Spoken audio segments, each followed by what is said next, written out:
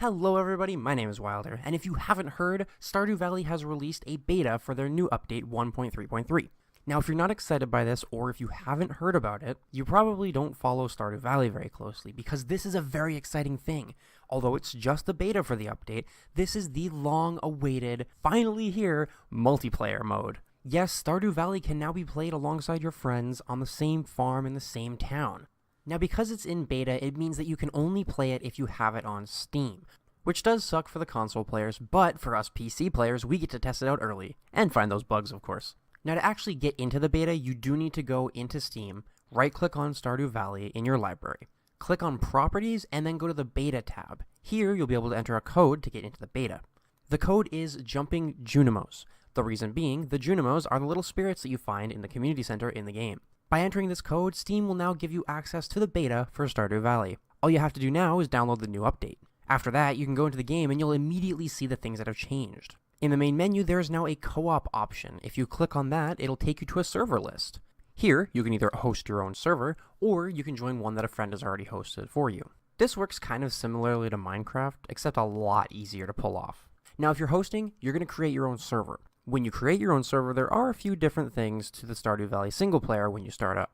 In this version, you still create your own character, you pick if you prefer a dog or a cat, and you name your farm along with your favorite things. However, the things that have changed is that you have to pick a number of cottages. The number of cottages allow for other people to live on your farm. So, if you and 3 other friends want to play, the host gets the original house that you usually get in Stardew Valley, and then the other 3 friends would have to live in cottages. You can play with up to 3 other friends, which means 4 people max on a server. This also means that you'll have to choose 3 cottages to build on your farm. The host of the server will live on the farmhouse, while the others live in the cottages. Now let's say you and your best friend set up a server for just the 2 of you. What if one of your other friends wants to join? Well, that's not a problem, they've thought of that too. In this version of the game, you can go to Robin and you can ask her to build a new cottage for you, as well as demolish them. You can also move the cottages wherever you want on your farm by talking to her as well. So if you want to kick a friend out, you can demolish their cottage, or if you want more to join, just build another one. Again, there is a limit to 4 people per server, so no more than 3 cottages can be built on your farm. The nice thing, though, is that you can put them wherever you want. They do take up quite a bit of room, but it's not that big of a deal. The other big thing that you can change in a server is the economy. You can choose whether you and your farm hands, which is what the other players are called on your farm, make the regular amount of money from your farming, or if there's a lot of you, or you guys are very experienced, you can put the amount of money you will make down. You can lower it to as low as 25%, I believe, which is really cool because then you have to work harder with your friends and you have to think smarter too. Although you can lower the amount of money you can make in your server, you cannot raise it, sadly, so you guys can't be rich living in a mansion of gold. However, because there are more than one of you on a farm now, it is a lot easier to get daily tasks done. I was really surprised when I played this. There were only 2 of us on the farm, but we still blew through tasks like crazy. Remember, because there are 2 of you, you have 2 separate energy bars and 2 separate inventories, meaning that right off the bat, you can do a lot more stuff than you could in single player. Now, although you don't share inventory and energy, you do share other things. All the money you make in the game is one big pool. So if someone spends money, it comes out of the pool of money that you have. Money is not separated between 2 people, it's shared for the entire farm. Remember that, and be careful what you're spending. All world updates, like the community center and the mines, are all shared. So if someone unlocks the community center and sees that cutscene, the community center is open and ready for anybody to go into. The same thing with the mines too. Just like your inventory and your stamina, your skills are also separate too. You each build your own skills from doing your own tasks, which is actually kind of nice. The last thing that's also different is NPC relationships. Just because you give a gift to someone doesn't mean your friend automatically gives them a gift as well.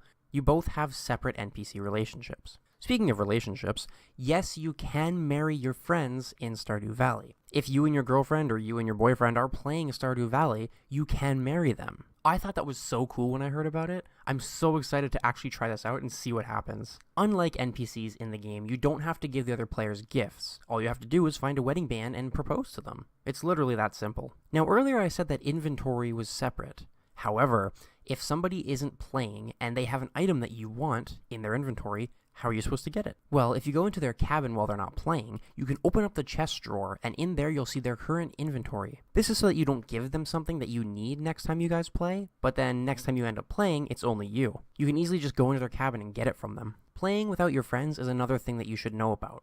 Only the host can play on the server alone. If the host isn't connected, no one else is able to connect.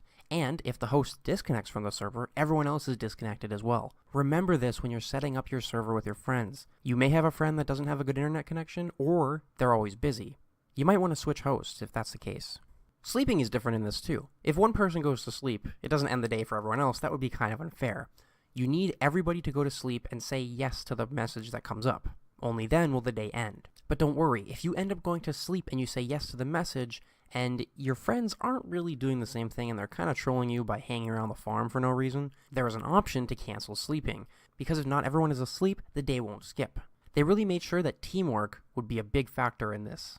The same thing happens with festivals. Everyone needs to go to the area of the festival and say yes to the prompt that comes up. Only then will the festival be accessible. These rules are nice. They're in place to make sure that your friends don't ruin the game for you, or vice versa. I've only played this multiplayer update for a little bit, but I'm already impressed and I cannot wait to play more. This is so much fun, and I hope you guys have a lot of fun with it too. I love playing Stardew Valley on the Switch, so I can't wait for this update to go live and hit consoles as well. But for now, you do need a PC to play this, because the beta, like I said, is only on Steam. There is no time or date as to when this update is coming out, so we'll just have to wait and see what happens. But for now, if you do own a PC, you can go hang out with your friends on your farm. I recommend it because it is so much fun. The game just got a whole bunch of replayability, and it's great. I honestly didn't think I would have this much fun playing multiplayer Stardew Valley. Sure, I was excited for it, but I didn't know how much fun I would actually have. I'm quite impressed. This update does contain single-player content as well, but we don't have any details on that right now. More details will be shared at a later date. I'm so excited to get more single-player content for this game. I love it, and I love that they're still supporting it all this time later. The game is amazing and deserves to be supported like this. Anyway, that's about all there is for this update. It is a lot of fun. Once again, I recommend that you try it out with your friends. You will not be disappointed. Thank you all for watching. I hope you enjoy this Stardew Valley update, and I will see you in the next one.